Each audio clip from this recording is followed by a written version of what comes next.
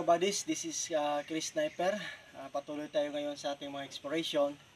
Then may mga bago tayong tropa dito sa sa Bukidnon lamang. So kung makikita niyo, nandito ang team ngayon dahil na-set up ang schedule ni Black Phantom. Then ito ngayon ang area, no? So actually, para may idea kayo, ang area na to is base ng Imperial Japanese Army dito sa Capistrano. So itong bundok na to is Capistrano Mountain. So itong area na ngayon dito, may tunneling system, may mga marker pang na mga maganda. Pero ipakita lang namin ang isang dig site na relevant ayon sa mga given na markers. Kung titingnan mo ang buong area dito, halos puro bato lahat. Tapos may mga engrave talaga dahil matagal dito si General Tomoyuki Yamashita. No? Then, ito yung history ko ya. May yung ancestor nila, may babae pa dito na nakapiling ni General Yamashita. Tinatuan ang likod ng mapa dito sa area. Totoo yan, no? Totoo yan. May mapa talaga, no? So, hindi na sabihin ang lahat ng mga details kasi confidential na yon. Pero may mapa sa likod. Then, dito na area yon sa Capistrano. So, ibig sabihin, si General Yamashita ay nakastay dito ng mataas-taas na panahon. Kaya prepared site to. So, ngayon papakita namin ang remapping dito sa area. Pero before that, pasalamat tayo sa Team Arigato. Bansai! Bansai! Bansai! Team Arigato, Bansai! Bansai. Ibig sabihin, alam nyo na, no? Thank you very much. Okay, sige. Salamat. Okay. Salamat mga abo natin ito. Okay? So, unang-una, itong tinatayuan ko kasi dito ang dig site Pakita ko muna. Pag dito ako nakatayo, yan, norte. Sa compass direction ng norte. Pakita mo ng norte. Yan. 0 degrees or 360 yan.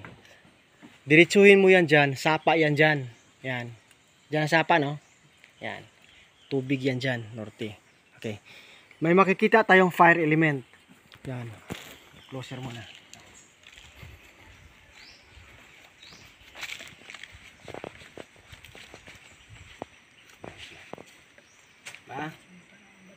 Actually, enter sign ito, no? 1, 2, 3, 4. Enter sign. 2 paa. Papunta ka sa south. Okay? Itong passage niya, may nakakit pa rin na fire element. Makikita mo to sa south. Ito siya. Yan. Klaro lang kipi. Yan. Parang swastika. Kita yun. Okay. Okay na. Yan. Fire element yan. Fire element din ito. Then ginawang passage. Huwag mo na pansinin doon ha. Dito muna. Papunta tayong south. Ayan, compass. 180 degrees. 180 degrees. May tatamaan tayo. Galing dito. 12 piece. 12 feet. Tatama tayo dito sa another passage. Okay? So kung titingnan mo dito, yan. Kasi pa rin po. Mayroon siyang hole na masisidlan ng tubig. Yan o, may tubig pa nga eh. Yan. Okay. Ito passage to. Pag drop mo dito, mayroon siyang arrowway. Ito. Yan. Perfect arrow yan. Yan sinasabi natin na directional. Kasi nasa tapa eh. Directional yan. Hindi under yan ha. Directional yan.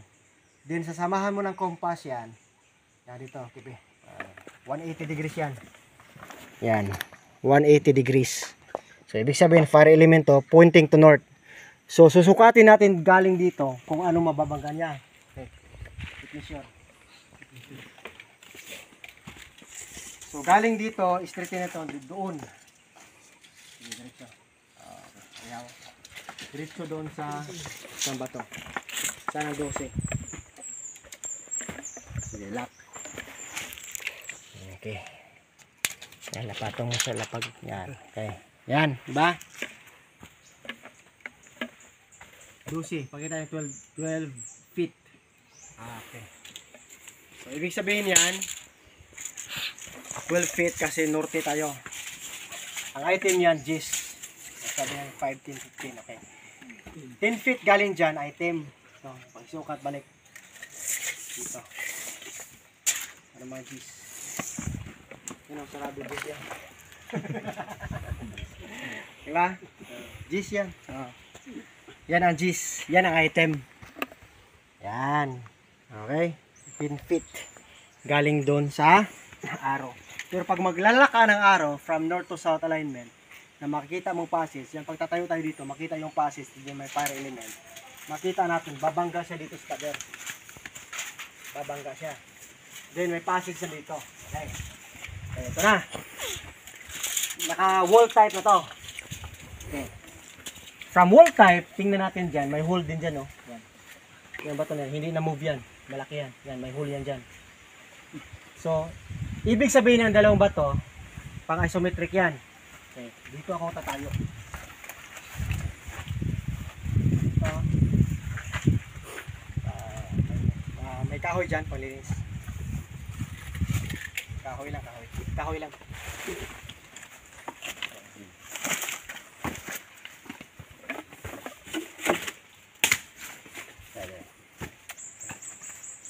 Pointing arrow to siya.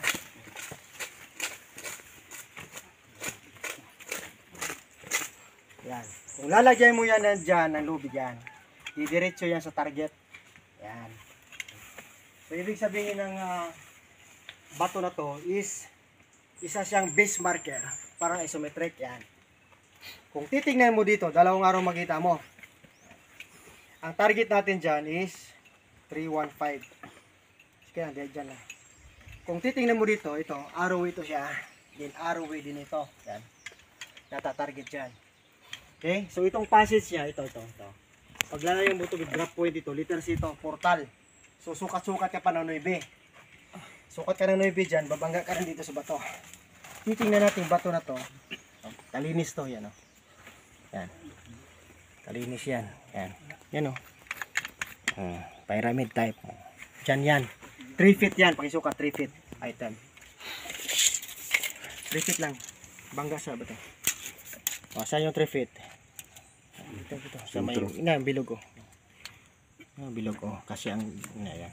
Diyan ilap. Saan 3 feet? O, yan, sentro. Sa pool. Okay? Kasi maraming dikoy dito eh. Diyan muna. Dito, sa harap. Itong harap niya, kung titingnan natin, ito. Box type to, yan. Pero may cut dito. Ibig sabihin yan, box diving. Yan o, may passage po. Drop. Ladder. Ha? Box to. Yan, gaki naman. Yan. Yan. Box type yan. Pero may cut. Ibig sabihin, hindi ka mahukay dyan. Kasi nakaslope. Hindi siya nakaflat eh. Pa-slope ka dyan, may passage ng tubig. Pag lalagyan mo ng tubig to, dito, dadaloy siya. Lock siya dyan. Naka-ladder yan. Dito, titingnan mo, drop pa rin. May letter C yan dyan. Yan o. Kasi yung palad mo. Yan. Oh, ito yung letter C, di ba? May dalawang bilog. Tatlo pa nga yan, oh. Okay. Okay. Compass. Didireksyon ka niya ng 45 degrees. Yan. 45. Azimuth natin 2 to 5, back azimuth 45 degrees. Dito. 1 foot lang ha. Okay. Ito. Sa kabila, excuse me. East side. Sa east side nito, may passage yan. Yan. You know, 1 foot din na pagitan. 1 foot lang yan eh. Yan. Pag dadrop ka yan, sa east side, yan. Papunta sa dito, east. Pabalik tayo doon. West side. Babangga ka doon sa pader. May sukat yan na 13. May sukat. Ibangga sa pader. Kasi yung sukatan. Automatic yan. 13. Kunin mo 13. Diba? Kakanto ng item. Yan. Babangga ka sa pader. Yan ang west side. 13 lang yan. Yan, okay. Ito yung passage niya. Okay? So kung titingnan natin to, okay na, good na. Titingnan to, ito. Ito siya. Itong portal niya, ito. C-type yan. Didirotsin mo yan dyan, babangga ka dito. Ito. Ayan. Pero magkukumpas ka, makikita mo saktong 3 gram. Yan. So, ang tawag namin dyan, 357. Yan. Dadaan ka dito. So nakalak. pointer na to. Ito, arrow to eh. Pointer to. Yan o. Yan o. Diba? 1 foot na lang yan. Kasi 1 foot ang given dito. Yan, 1 foot yan. Pakisukat. Dulo-dulo. Yan o. Sigurado 1 foot yan. Okay? So yan buddies ha. Yan ang mga sukat-sukat. Huwag magpataka kalot kay may imugid ng sungkaan ani. So ito dito may load, no? Yan ang sukat ng load. So, sukat paliog pila. 1 foot by 1 foot lang yan. Puti din eh.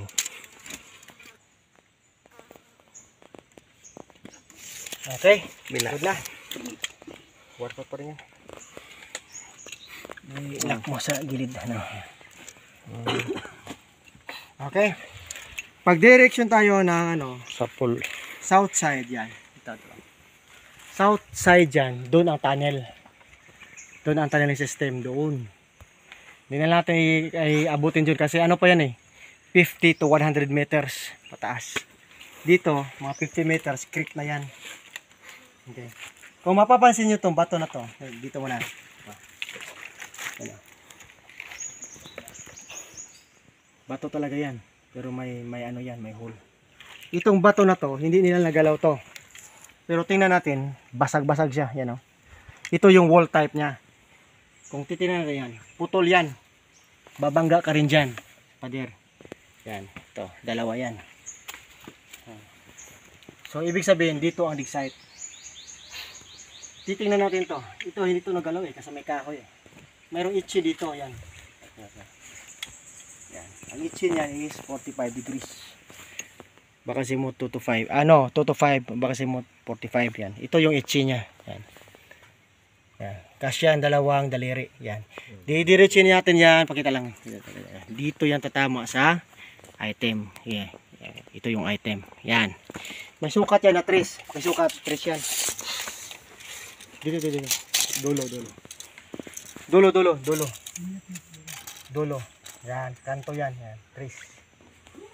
Okay? Yan. Banggain mo itong pader. Dito, pader to item. Makakuha ka ng trace dyan. Pader to item. Pader. Oh, di ba kanto-kanto? Yan. Kanto yan. So, yan lang item niya. Hindi masyadong malaki. Okay? So, sa ganitong setup buddies, Ito yung ingat center kayo. ng load.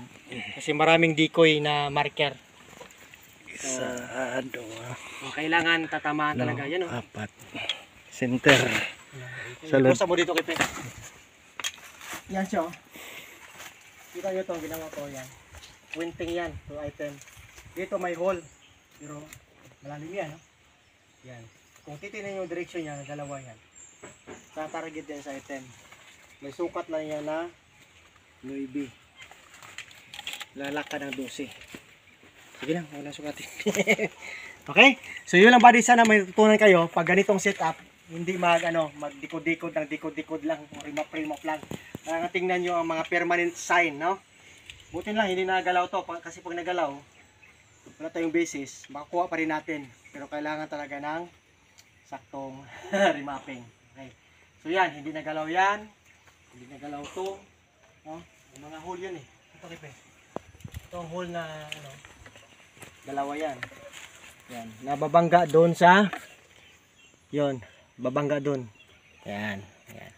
Didiretso na yan dito. Ito pa, may hole pa yan. Oh. Yan. Ba, didiretso yan sa item. Ayan. Okay? So, thank you for watching. Okay. So, salamat sa salamat sa team Arigato. Team Arigato. So, pasalamat na sila kasi mga veteran hunter na sila.